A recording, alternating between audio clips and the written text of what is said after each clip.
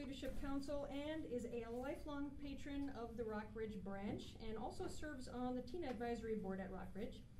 Joyce M. Guy, who made it here just across the finish line, perfect timing, is the program specialist for the West Oakland Job Resource Center. Joyce works with local residents to get employment in the construction industries. She's a retired union ironworker, Local 378, and has a degree in labor studies from Laney College. Joyce also owns Limitless Horizons, LLC, which works with local programs and assists organizations with information about construction apprentice programs. And finally, we have Paul Figueroa, who is Assistant Chief of the Oakland Police Department. He's a lifelong Oaklander, grew up in the Fruit Vale, and did a lot of homework at the Latin American branch, which was at 1900 Fruitvale and was the precursor to the Chavez branch, and at the time had no internet. He had to use books.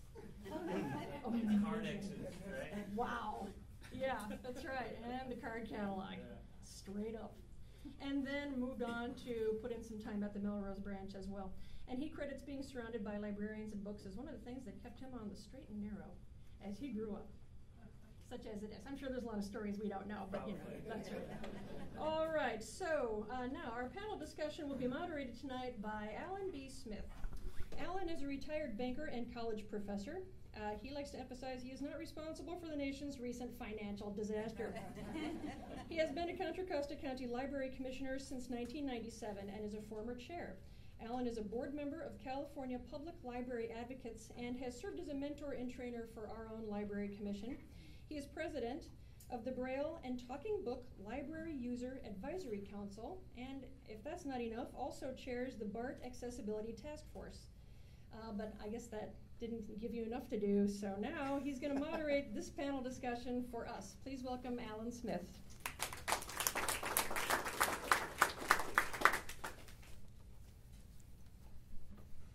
Thank you, Catherine. Well, you know how persuasive Catherine is. When she emails you and calls you and says, Alan, would you? What else do you say? Of course, yes. Anyway, I just want to make sure we're all in the right meeting. Does everyone love the Oakland Public Library?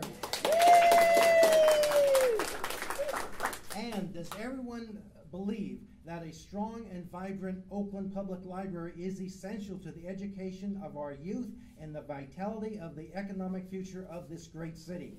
Yeah! Okay, we are all in the right spot. We all interview, Andrew and Catherine and I talked with our panelists in the last couple of weeks, and really I just asked a couple questions and they just talked and talked and talked and talked about libraries.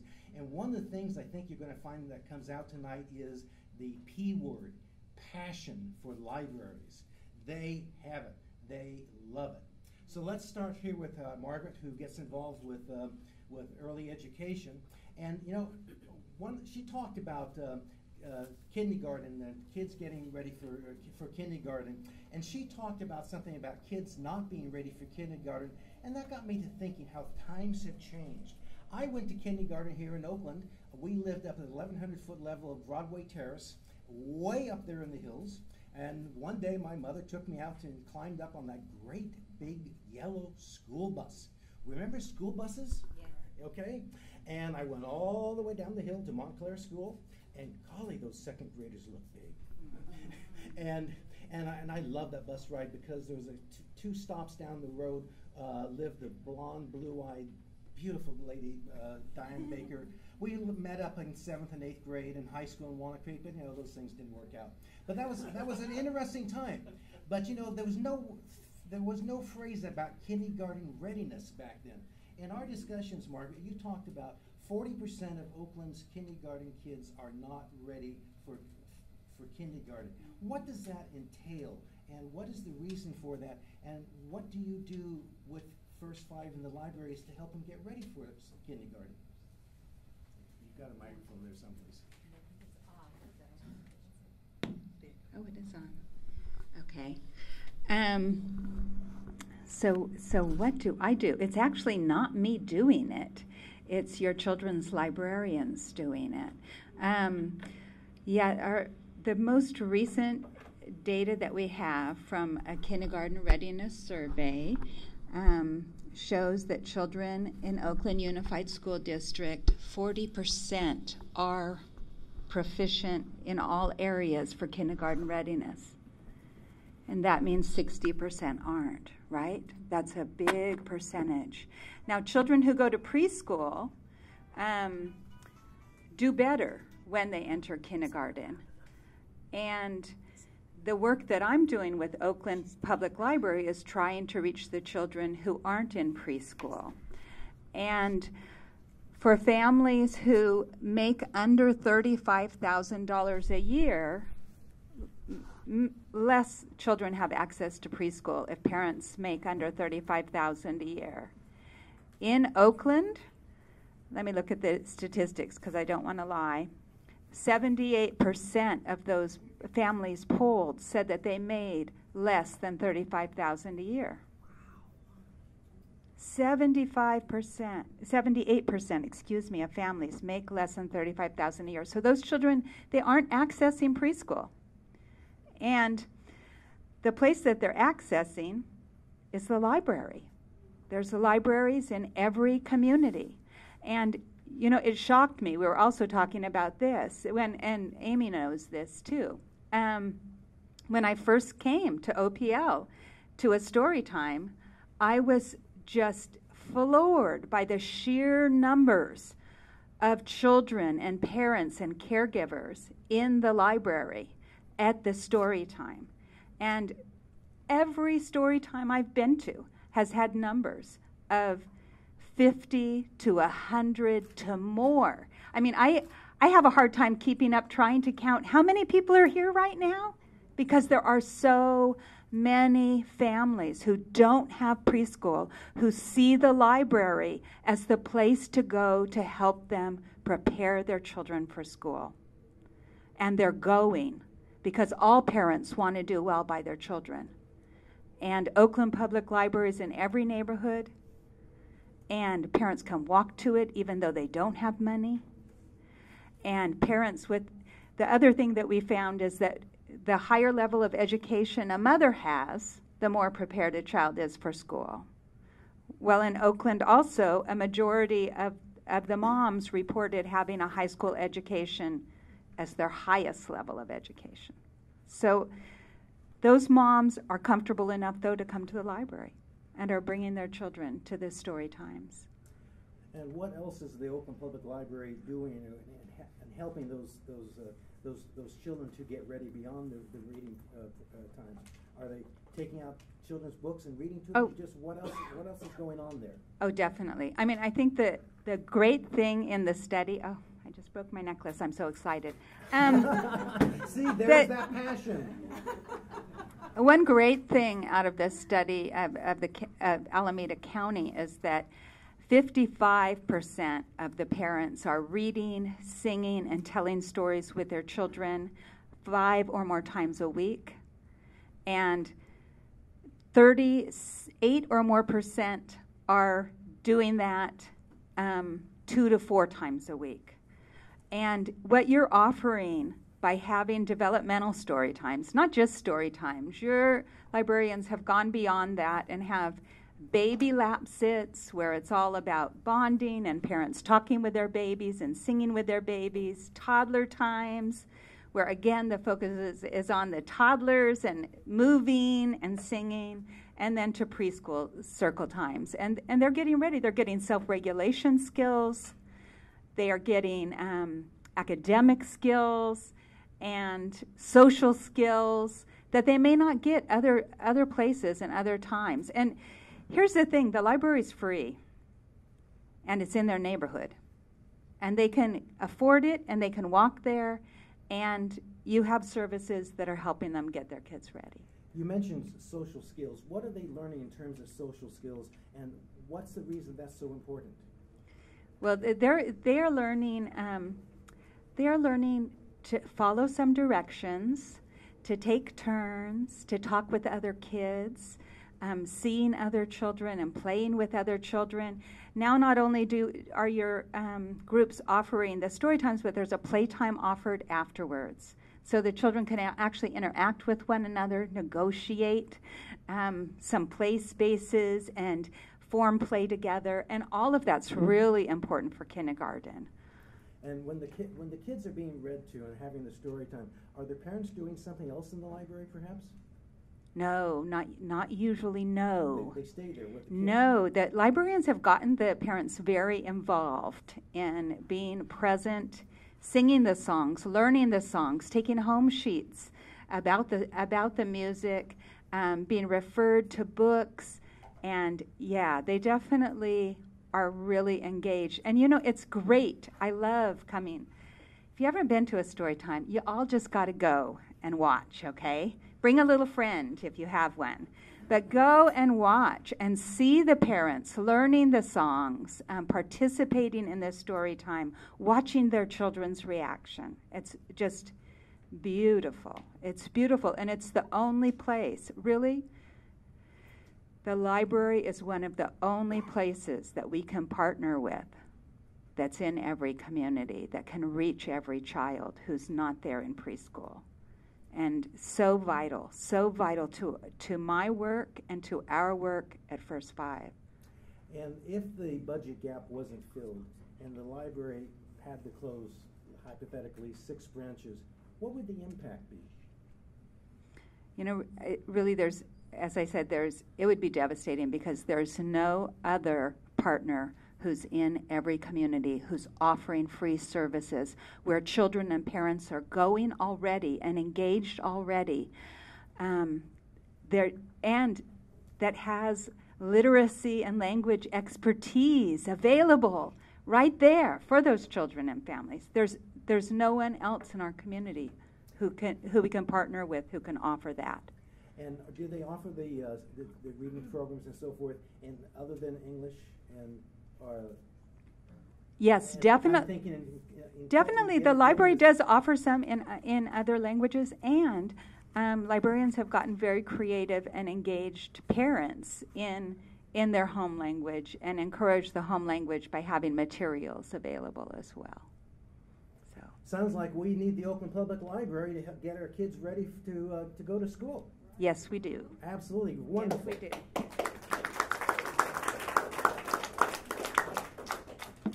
Well, Ann, I don't know if you realize it, but in a lot of school districts, you are an endangered species. Do you realize how many school districts don't have school librarians anymore? How many have shut their libraries? And, and it is absolutely amazing. And so we're really fortunate that Oakland still has a school librarian and has libraries in about 2/3 of their schools. And why is the school library so important, and how does the Oakland Public Library fit in to what you're doing as you're educating our kids? We cooperate all the time with the Oakland Public Library. They're out there in the community. They have hours that the school doesn't have. They support the same kids. We see the same kids all the time. So we're in this together, and we very much feel, the Oakland Unified School District very much feels that the public library is one of our best community partners. I knew I was in the right place when I flew up from Southern California to interview for my position 8 years ago. There was a member of the Oakland Public Library Commission at my interview. And I said, wow, that really says something about the years of cooperation that had already existed before I got here between the district and the public library. And I hope that I have built and strengthened that. I have a number of friends that I can pick up the phone anytime I need to ask questions. The public library is very generous with their discards, giving them to the school district. Encyclopedia sets we get all the time. The branch librarians are known to our library staff. We have in the district 75 potential school libraries, which is a lot. And 2/3 of them are open some hours a week. 1/3 are still closed, unfortunately.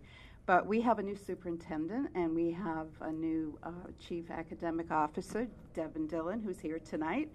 And they are pledging support in restoration of our school libraries, and we're very thrilled and excited about that.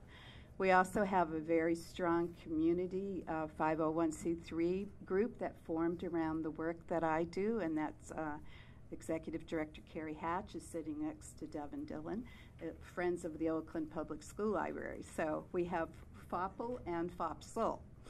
Okay, and they sometimes get mixed up.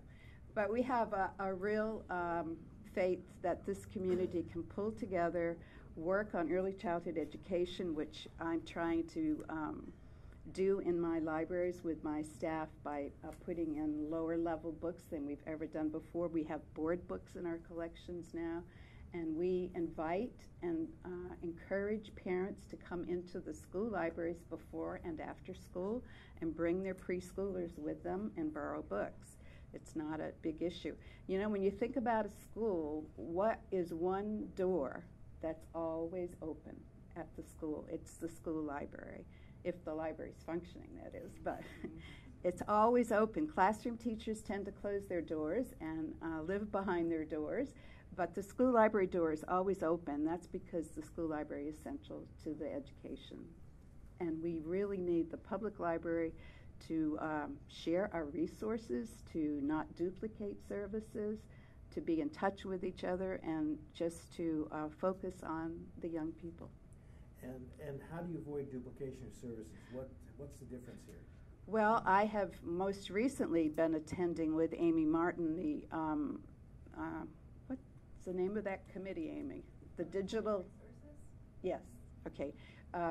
The district purchases online digital resources, and so does the public library. So when we get together, we try not to duplicate, so that students can use their library card at the public library to access your online resources, and then go to the district online resources and get something that will complement that.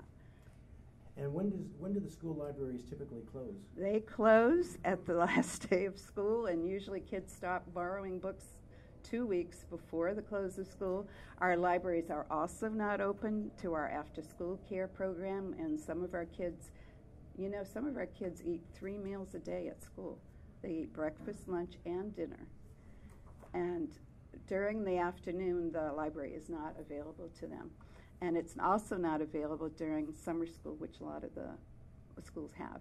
So we see opportunities there. We haven't been able to stretch that far yet, but we see great opportunities in having the school libraries open more hours and working with the public library during the summer months. So if I think it's in 4th grade, every child seems to do a project about California missions in 4th grade. Okay, if school is closed, I mean, it's the last bell of the day is rung, and I need to go to the library, and because I procrastinated and didn't get there early enough, I can't go into the school library and do my research, can I? No, you can always tap into the online research, but even if that requires you to have internet access, and as we know, that's not the reality for a lot of our folks. So, yeah, the public library is open. The main is open on Saturday, I guess now, but it's also open evenings and at some branches, and that makes it possible for kids to go there to get help with their homework. And when you have a child who maybe has never been to a public library, do the school librarians, do you take them there and show, hey, there's a library right over there? Yes, well, I stress with my staff that I meet with every month that they need to know who their branch librarian is. They need to work with them about getting a library card and having a visit. And we've always partnered with the public library to develop the summer reading list, for example. We do that every year. We've done it for many years. And also the drive for kindergarten registration, so that all the kindergartners get a library card, and that happens through the school. Some of the feedback I've received from the branch librarians is that it's very difficult for them to walk into a school and get anybody's attention, which is just about everybody's experience at some point. But after you go there on a regular basis and you get to know the office staff, you have a camaraderie, and you know what's going on, and you check in. But it's very hard for a public librarian to have that relationship. So we try to work at opportunities where I know we've had back to school nights and parent reading festivals, and the public librarians have shown up and helped, and so that they're visible to the parents, and the parents get the message that their public library cares about them and wants them to come in. So, you know, any opportunity that we have to coordinate our efforts, we take advantage of as much as possible. So it sounds like we've got a real strong partnership between the school libraries and the public libraries, and if the public was to lose a few branches, that would have a major impact on what you're doing. It would. Our children are very much low income. Over 70% of the enrollment in Oakland is free and reduced lunch, and there's not a lot of money for books in the home, and there's just not a lot of money for anything. And if they don't have a school library, which a third of our kids do not have, that's over 10,000 of our students do not have access to a school library, then the only place they ever have a library experience is the public library. So if more branches were to close, the kids that need it the most won't get it. And that's the crime. And that's the, I hate to say it, but it's like, I'm from the 60s, so I'll say it, de facto segregation. We have, you know, it's by income and by ethnicity too. And that's what happens when, you know, you have people with more income can afford to buy books for their kids and take them on field trips and have conversations with them that increase their vocabulary. People who are not knowing where their next meal is going to come from or how they're going to pay their bills or where they're going to live, you know, have other stressors in their lives that reading sort of takes a backseat to. So those kids need us the most, and we don't want to lose any of our kids. They're all valuable to us. And you don't, and you said the C word, crime, and you don't want them meeting up with the guy at the end of the table there. Oh, yeah, right. So no, actually, I'd like them to get to know him. In a positive way. Yes. Well, it sounds like we've got a wonderful partnership here between the schools and the public library, and we really appreciate what you're doing. I have a brief commercial announcement. If anyone parked in the parking garage that is under the branch, it closes at 7. Anybody in here need to make a screaming panic run to your car? The BART parking lot is open late, so you can just move out from this one and go up the road here and stay relatively close. Okay, thank you. I'm so glad none of the panelists jumped up when I said that. My fear. Okay. Alex, I heard a rumor over at the Rock Ridge Library about you, that you were almost born there. Is there any truth to that rumor? No, I think my parents can vouch for that. No, I wasn't born there, but I definitely spent a lot of time there as a kid, before preschool, during elementary, middle school, and still, now that I'm going through high school, definitely still a resource that I use quite a bit. I like story time and access to books were big things for me when I was little because I had a lot of trouble learning to read. And like having access to the books and the variety of books and wanting to know what was in them without having to ask people was really important to me and encouraged me to force myself to find a way to read. And I think that's part of how you learn to do those things, those really difficult things that you're having trouble with. And a lot of that was helped by it's walking distance from my school. It's walking distance from my house. I don't necessarily need to, as I get older, I don't necessarily need to be with a parent to get to the library. So it's somewhere I can go even if my parents don't have time, and it's somewhere I can go without having to pay money or having to schedule in advance space use. I don't know. Just very nice. And it's a very, I think a lot of people have this stereotype that libraries are like angry and silent, which is certainly never been my experience. Like, the teen zones are very loud and vibrant, and everyone's always playing games, and the kids' areas are a lot of fun. Like, there's reading times, and there's also people in there reading and having fun as friends, as kids, even when there's not a reading time going on. So that's... So you started off about age 2 there, didn't you? Age 2 or 3, yeah. Okay.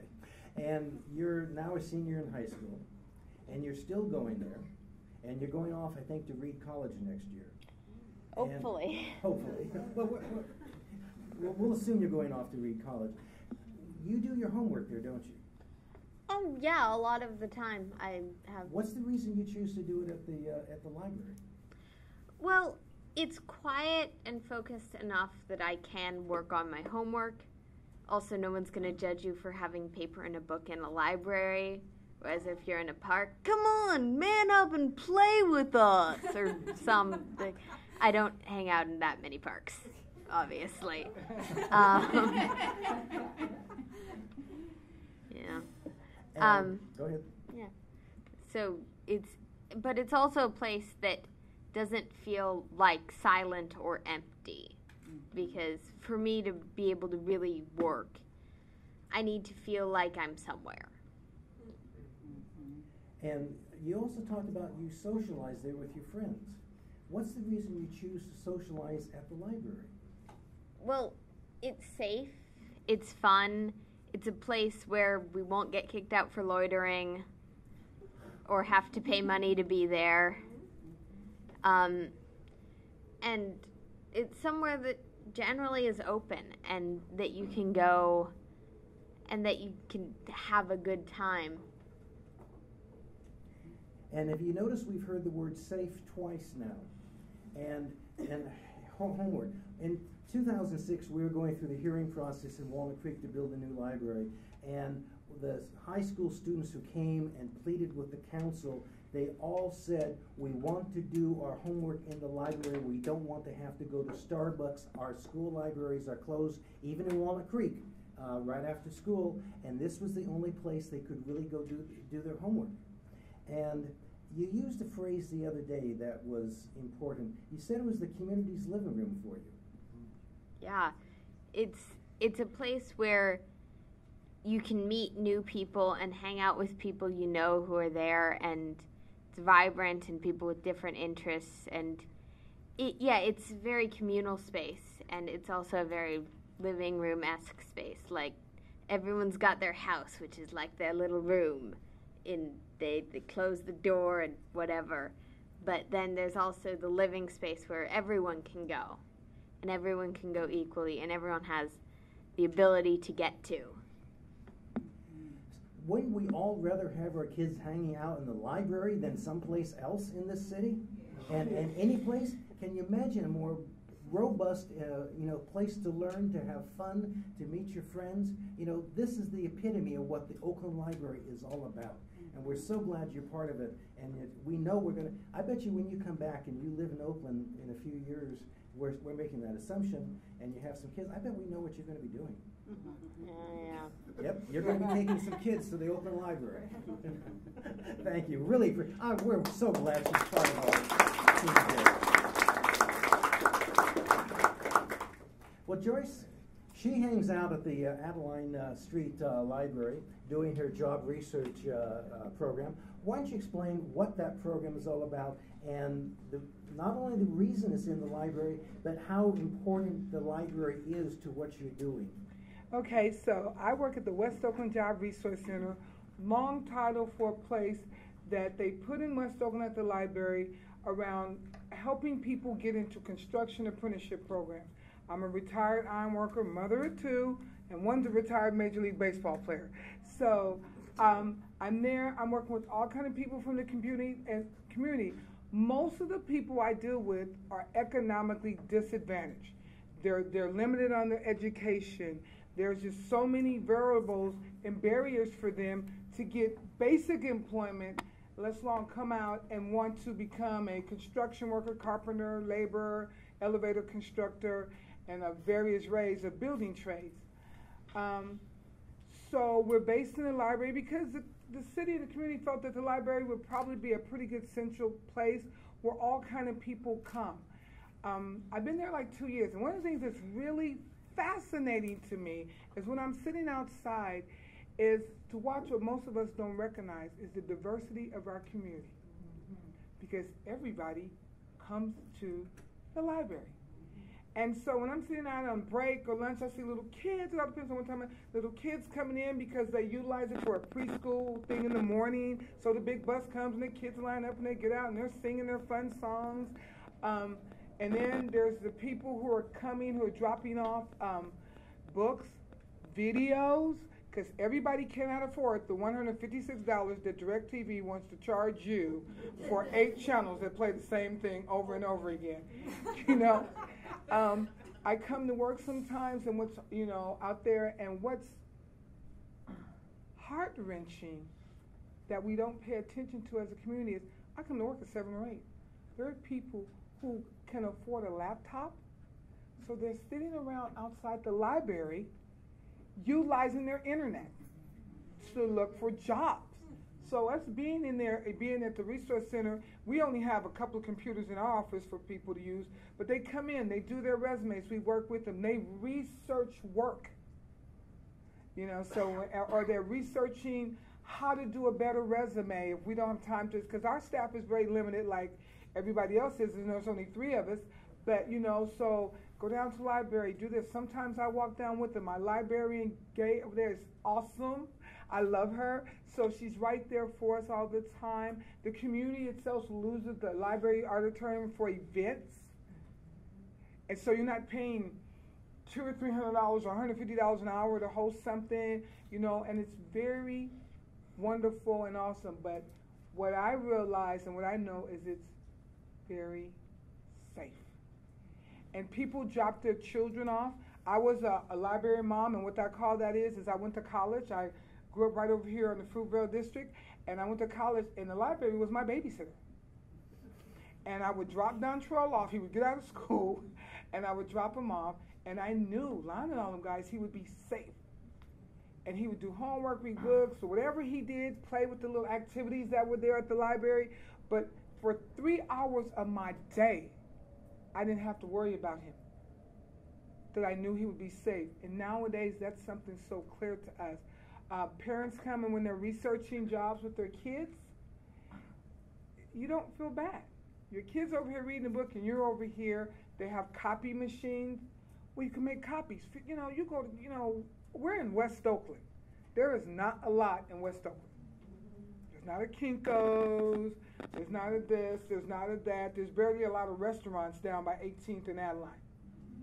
So the people who are coming there, it is their survival. We're not open on Mondays. The library downtown Oakland is not open on Mondays. And I can tell you for the last 2 years, every Monday, I am telling at least 4 or 5 people we're not open. So now they have something to do. It's a long walk from Adeline down to the main library. They don't have the bus money.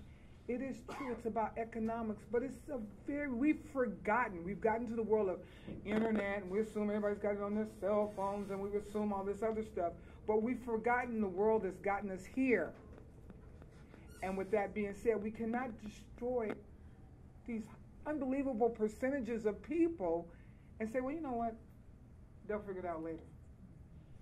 But how do they figure it out if they don't have anywhere to go and figure it out from? So, the library for me and being down there is awesome. I even though I have internet, I use the library, and you know why I use it? Because I want to get out the house and have some quiet time. And I don't want to be in Starbucks, and I don't want to be in Pete's Coffee. I don't want to be there. So I know that I can go to the library and sit down there, and then it makes me get into reading more. Oh yeah, I'm doing my schoolwork over here, but you know what, I see this book over here, let me see what it's about. So, it's a very awesome thing to be able to work at the library, and it's a very valuable thing in the community, and we do have to fight the good fight. Notice we heard the word safe now for the 3rd time. Are you catching a trend here? Joyce, you told us about your caseload, and it's more than just, hey, I've got someone who wants to be a carpenter. Hello, Carpenters Union, do you have an apprentice job opening? I'll send Pete over right now. There's a little bit more to it, isn't there? Yes. And you've had some real success.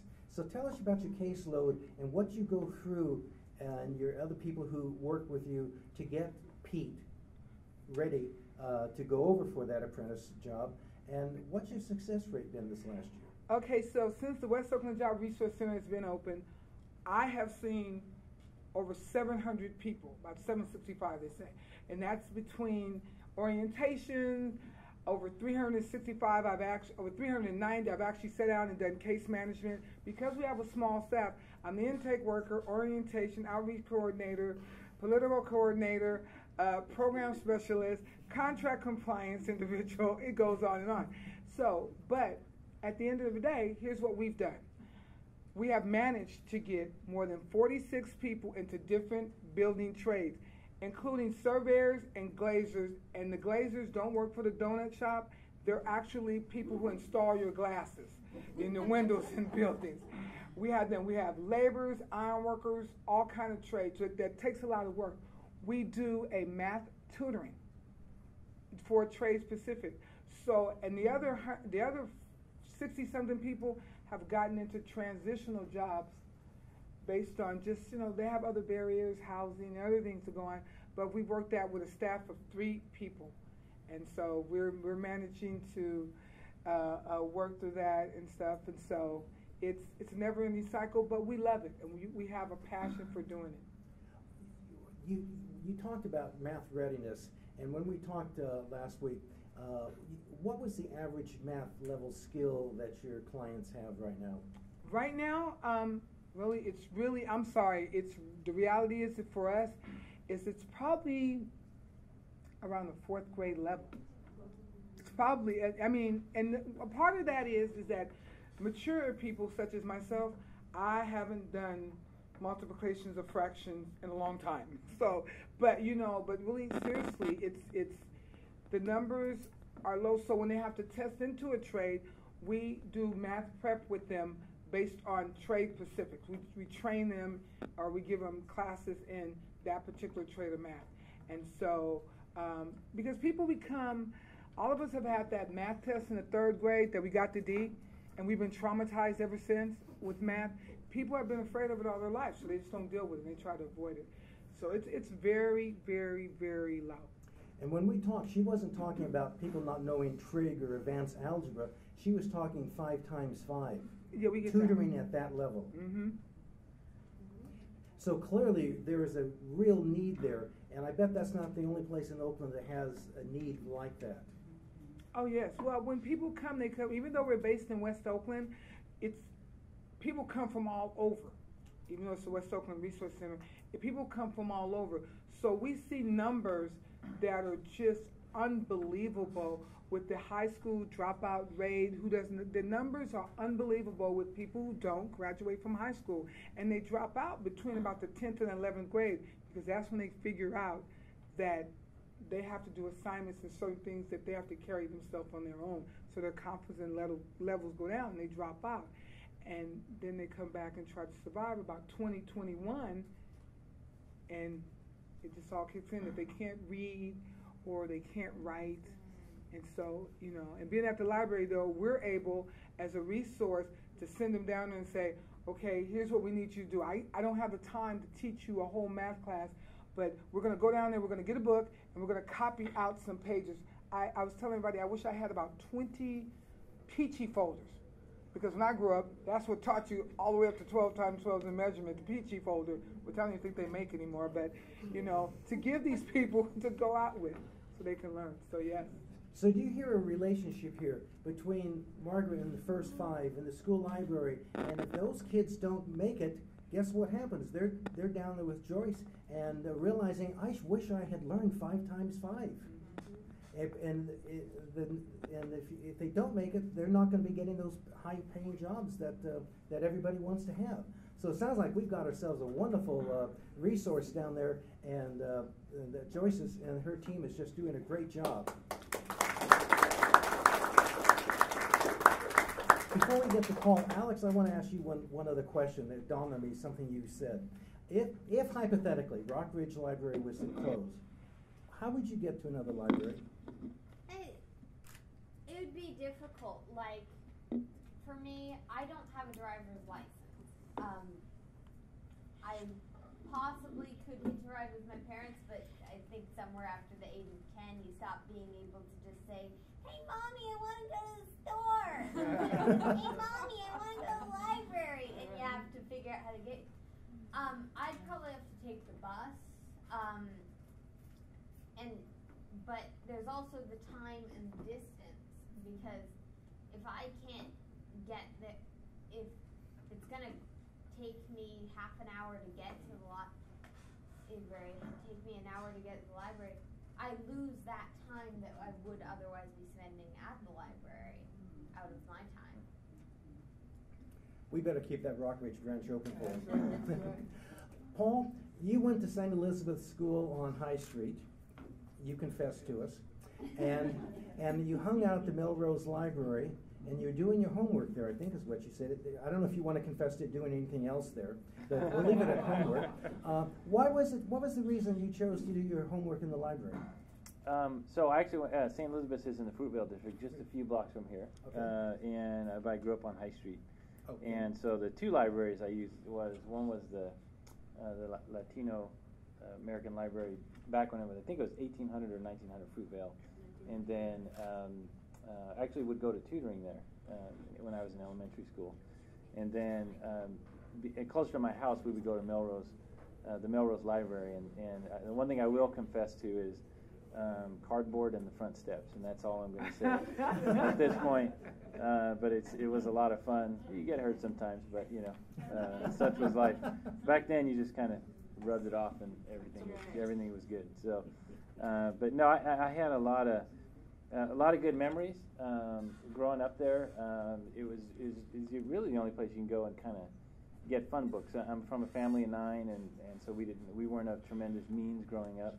And so we would go there, and they would have different programs and things for youth in the libraries. And then certainly I remember growing up, I think in high school, I got assigned to do a report on Dwight David Eisenhower. And I kind of knew who he was, right? Ike, and kind of knew who he was, and didn't know where to start, and then went and started opening up those drawers and flipping through the cards, and next thing you know, I found just a ton of books on Dwight David Eisenhower, of all people, in the library, and was able to get it done. And ever since then, it's been a resource. Ever since I think I was freshman year in high school, and so we were constantly going back there. And St. Elizabeth's High School, being a smaller private school, didn't have a very thorough library. I think they focused on encyclopedias pretty much. So. And so having access to the libraries growing up was a really important thing for me, and now I'm the proud parent of 2 daughters who are in the Oakland Public School District. So I'm keeping a close eye on my school district friends here, and they certainly spend a lot of time. One of them's doing some SAT prep in the library now. And so what's the reason they're spending time in the library? Because Dad is too loud at home. No, it's where the resources are. And frankly, and maybe I'm old school there, but there is a difference between holding a book in your hand, flipping a page, and then flipping back real quick, or scrolling up and scrolling down, right? So, and I've recently had a chance to finish a doctorate degree, and I still went to the Oakland Public Library to find. I couldn't find some obscure books on psychology, but Jerry, the main library, had it. So it was a book from 1929 by Gregory Bateson. Are you saying, Paul, not all knowledge is contained on the internet? Yes. Let's hear it from the Oakland Library. Yeah. And actually one of the Latin American Library actually had. They would have some guest speakers from time to time, and I remember just a real vivid, very clear memory of meeting Edward James Olmos at the library here in Fruitvale, and almost the whole school tried to cram in there, and we drew pictures for him, and I think I was probably in the 4th grade at the time, and he had some really nice comments to make about the picture I drew in the library there. But they would host a lot of events and things like that, and then certainly throughout my career, I've had opportunities to go back and have meetings and things in the library. It's been important. So from a police officer's perspective, how do you see the library assisting what you're doing?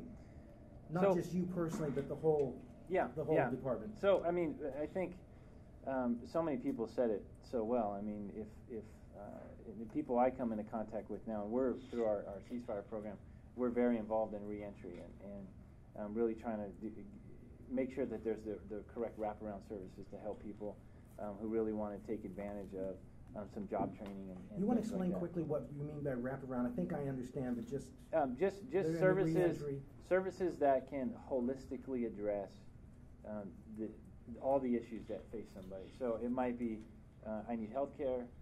It might be I need some tutoring assistance to get job ready. I might need training to help do a resume, that kind of thing. And so it's really just to plug in these different things. I might have kids as well, right?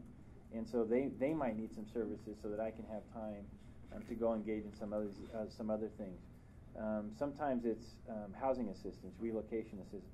I could go on and on and on, but I think you get the picture. It's really being able to just come around that person and give them and really fill all the needs and really have a multidisciplinary approach to it. So as the police are working with various youth and so forth, do you ever find yourself guiding them to the library to try to steer them in the right direction? I do, and in some of the opportunities that we've had to interact and communicate with people over the years has actually been in the libraries. I was East Oakland commander for a lot of years, and I've actually most of my time as an officer started in East Oakland and where I was in that area where I was raised. And we would use the library on Eads Avenue. Help me out with the name of that. Eads Avenue, the corner of Eads and 85th, Brookfield. Thank you. So in Brookfield quite a bit, and so we would actually meet there. We would have our community meetings at the Brookfield Library, where we would meet with youth, meet with families, and hold community meetings there. And so it was a safe place for them to show up and have those. 4 times. I did that on purpose. Yeah. I did that on purpose, and I counted 5 times, but okay. I'll go easy on it.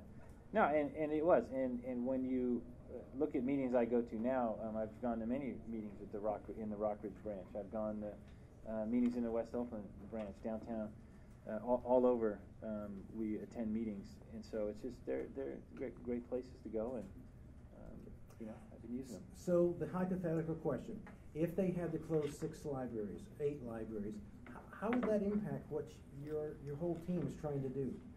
Well, let me say that it would, it's certainly. I mean, you look at everything that's taking place there now that would stop, right? And the partnerships with the schools and a lot of the things that are taking place there, and particularly when we know reading is such a key. Reading and math really are such a key to make somebody job ready. I think it just the impact is tremendous. And what I can say very clearly is a lot of people do go there to get access to the internet. Not everyone has cell phones. Not everyone has that ability to do that. I know budget times are tough. I deal with the same kind of budget situations, but so I can't say that I can offer any wisdom on that area, but what I can say is I do see the tremendous offering that the Oakland Public Libraries have, and I see the hard work that all the staff there are doing, and Jerry, as the leader, is a worthy advocate on the city side as well. One of the interesting things he said, not everyone has a computer. When we were going through in Walnut Creek the process trying to get the new library, you would be amazed how many people said everyone in Walnut Creek has a computer. But then you go to the new library, and guess what you find? People are at all the computers. You've got 60 or 70. There's not everyone in even Lafayette with their new library. The computers all used. This is universal throughout the library community, and no matter where you are, people are using the computers in the library and as a learning tool and so forth. So sounds like we've got ourselves a great partnership here. We've got the schools, we've got the libraries, we've got the police, all working together as a team. And I don't know if you know what that word team means, but if you break it down, it's together everyone accomplishes more. So think of the team that we've got here. Think of the team we've got here in this audience, and everyone is working together to accomplish more. And everyone is so vital to this. Really appreciate you coming, Paul. Catherine, do you have any questions from the audience that you'd like to read out? Any questions from the audience? I'm trolling for questions right now. I think this is your part now. That has a second start. This pencils up a second start. Adult literacy program phone number on there. So. Okay. All right. I haven't had a chance to curate. Let's see. Okay, are you ready to moderate? No, you just go ahead and ask the question. I heard you say that. Okay, you ready? In case we need emergency moderating. Okay, first question from the audience. Do any of the panel members have ideas about how we can meet the $3 million gap? How can each of us help? Anybody have any ideas? Because I have an idea. I'm going to pass the mic down. I actually do. I think you're not tapping in to some resources that are right in your backyard. All of these master developers that are coming in here and building these multi-million-dollar projects that will make tons of money and somehow you go to your city council and say, they're getting tax write-offs in a major way, get them to donate some money, and it's going here. Because those same people are going to utilize the libraries and everything else, but if you look at the developments in your area, tap into that. Go to your city council. Those guys got big money because I work with them, so I know they do, and stuff like that. But yeah, I mean, that's a resource that that you can tap into, and they have the kind of money where they say, okay, here's our donation to the community. When they want to come in and get a project started, don't they come pound the pavement and say, rah, rah, rah, this is what we're going to do? Then let them rah, rah, rah, and give you some money.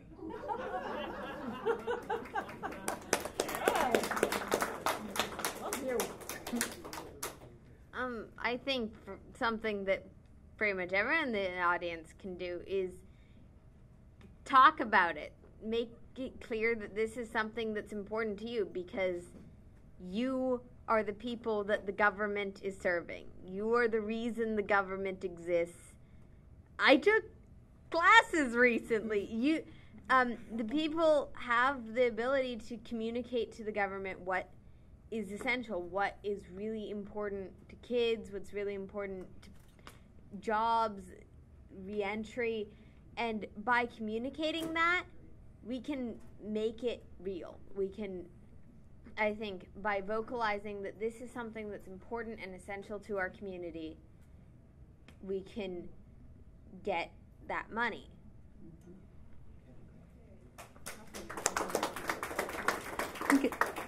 And I agree. I think talking about it is the first step. And certainly given the numbers of parents and children coming to your playgroups, you got to let them know. You got to let them know now, and you got to let them know what they can do. And certainly the parents of the little ones could write something or could go somewhere or say something, and the older ones maybe could make a picture about what they love about the library. Mm-hmm. I mean, really, if parents are utilizing your services like they're so vital, and for the teens, it's sounding to me like for the teens and young people, this is so vital for them. And so even though they can't vote, maybe their parents are happy that they're at the library, you know, and in a safe place, and maybe their parents could do something. So we have to get everyone involved, and certainly if you invite me to talk somewhere, I'll talk. Excellent.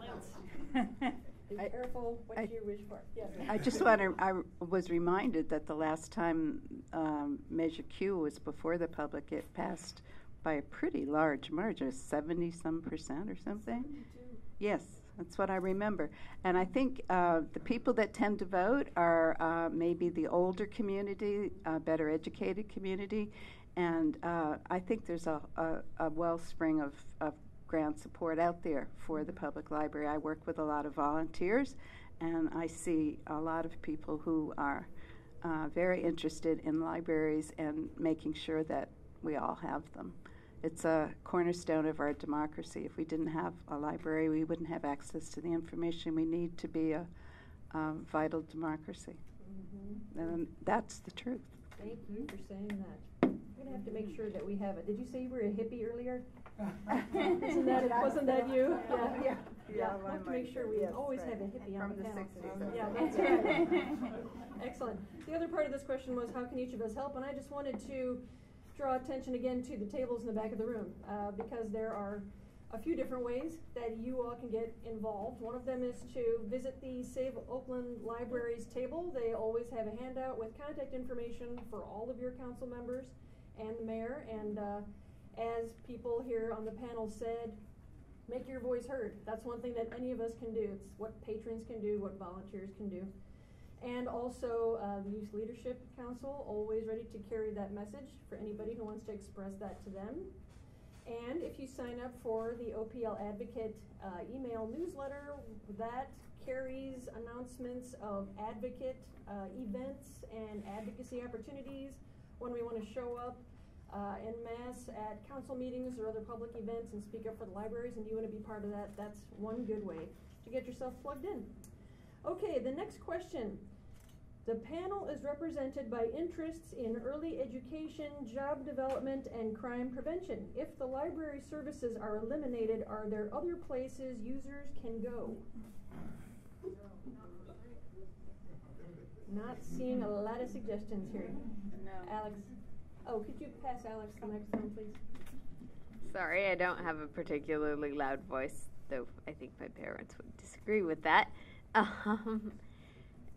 You can spend money and have expensive Starbucks Wi-Fi for overpriced coffee with complimentary Wi-Fi that you're buying. You're not buying the coffee, you're buying the Wi-Fi. There really isn't resources like the library. The library is that resource. And you were talking about duplication of services. The reason there aren't other services that are exactly like the library, just not called libraries, is because the library provides that. Anyone else? Yeah, not a lot of options, which I think you stated, each of you, pretty clearly, that what you find at the library you don't really find anywhere else. Okay, that was a great question. So, let's see, the next question is, how is the possible budget deficit likely to impact volunteer work at OPL? Which is not really a question for you all. Not sure if Jerry or Jamie want to chime in on that. Just wanted to put that out there, that was a question. How would it impact volunteer work? I can tell you, as a volunteer tutor for Second Start, there is regularly talk at that program every time the budget axe swings, whistling through the library budget, that the literacy program worries and actually has experienced reductions. And when there's fewer staff, there's fewer people to train us, answer our questions, to screen people, to hook them up with tutors. That's just one tiny example. I'm sure you can extrapolate that. You want to add anything to that? I would just say that we use thousands of volunteers a year and thousands of hours of all age groups. So we rely heavily on volunteers now. They work primarily at the facilities, although not always. So if there's fewer libraries, obviously there's fewer facilities open. But volunteers are already really, really core to what we do and how we serve people every day. And that was Jamie Turbach. Yes. Assistant Director of the OPL, thank you. Okay, any other questions out here? Any other questions, comments? Okay, I have one final question here again. Not sure if this is for one of you, maybe a staff question, but since it's being asked, it does pertain to one of the things that the library is doing to stay current and keep patrons current. How is Oakland Public Library preparing patrons, especially youth, for new digital learning models? Oh, you might be able to speak to that, Alex. For example, coding, website building, and programming computer literacy skills.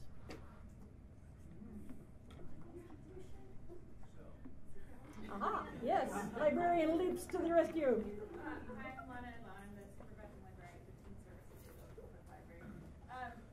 That's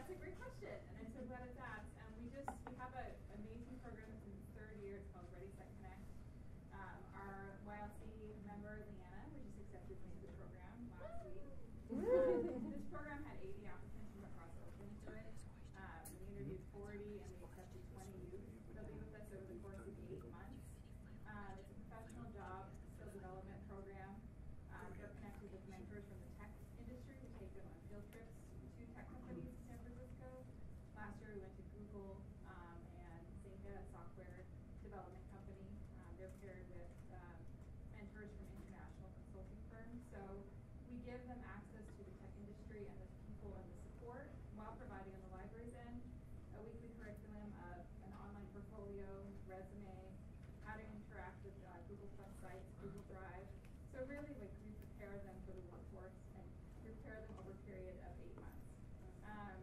Our primary partner in this program is Community Technology Network, which is a volunteer support. It's not volunteer based, but they use a lot of volunteers in San Francisco to help run their programs in San Francisco and the West as well. Wow. What a fantastic answer. Okay, thanks to whoever asked that question. Yeah, sure. Part of where people connect is that they get practical experience with being computer tutors in the library. We have 4 stationed here at Chavez and across the city of Oakland. So getting back to what would happen if libraries were to close and we lost 6 branches. I think last year we had 13,000 volunteer hours. Volunteering is a great step in the door for job opportunities, internship opportunities. So closing branches really affect teen employment and the future workforce. All right, thank you, Lana. Thank you very much. Okay, I would like to give each of you panelists an opportunity to make any closing remarks, touch any points that maybe you think, oh, darn it, I meant to say so-and-so. If any of you would like to do that, or just hit your, okay, great. Pass the mic down that way. Watch out for your cup. Uh-oh, there we go.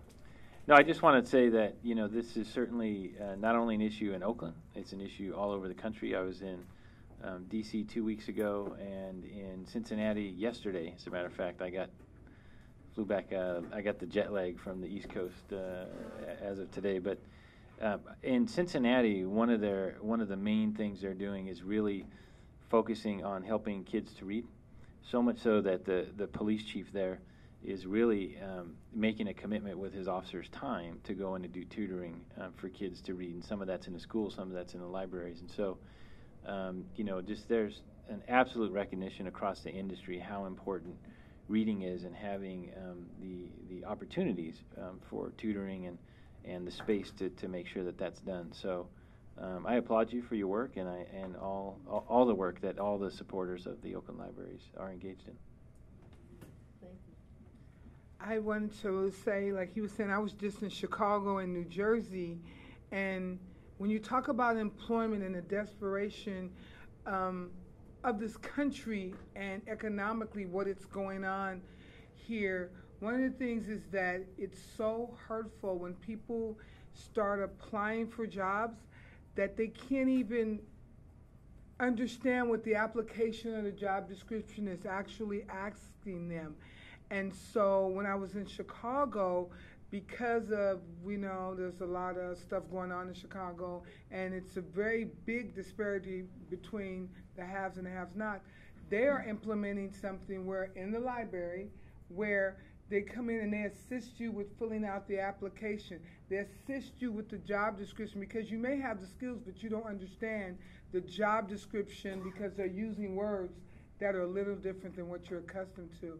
And that is really, really awesome. It's really outstanding to see that. We don't have enough staff to do that, but, you know, it was really nice to see. And also to see it's not 1 or 2 people. They actually have set hours where the people come in and you're applying for this job, here's your job description, here's your resume. Oh, you can do that job because all this is mean is that. So, but, you know, that's just the important role that the library is playing across the country. I've sort of said this already, but please vote.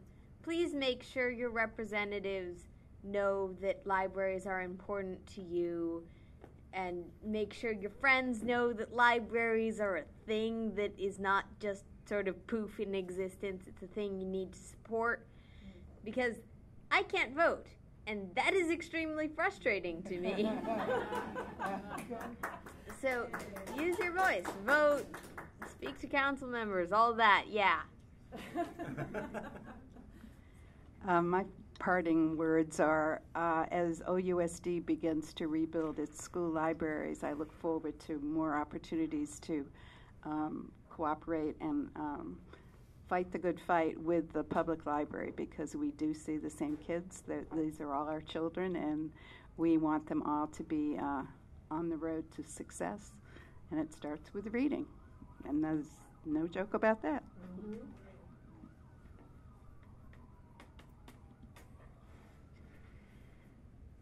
As an Oakland resident, I have to say that Oakland Public Library is a real bright spot in our city, is really, doing great work in a great way. And we have to just do everything we can to keep it well funded and to keep our wonderful librarians fully employed.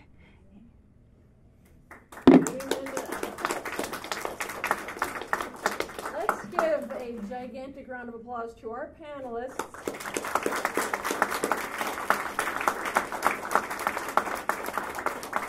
Thank you. We could not have selected a better panel. And also would like to thank our moderator, Alan Smith. Wonderful job. People were whispering to me in the back, you could not have picked a better moderator, and I agree. And one thing I wanted to do at the beginning of this event, I asked if there were any elected officials or candidates who took time out of their campaigning to be present and learn more about the library. Dan Siegel was here. I think he had to leave, had a house party, I believe. There was a representative for Brian Parker. And since then, we've had more, I think at least one or two more walk in. Nancy Sidebotham is here, mayoral candidate. Thank you for carving time out to be here with us. And anyone else here who is, that's what I thought, all right, and introduce yourself, please. Michael Johnson, City Council candidate for District. And anyone else sneak in here? All right, well, we appreciate your interest very much. Okay, and one last big round of applause, and that is for all of you for showing up. So thank you to the audience for coming.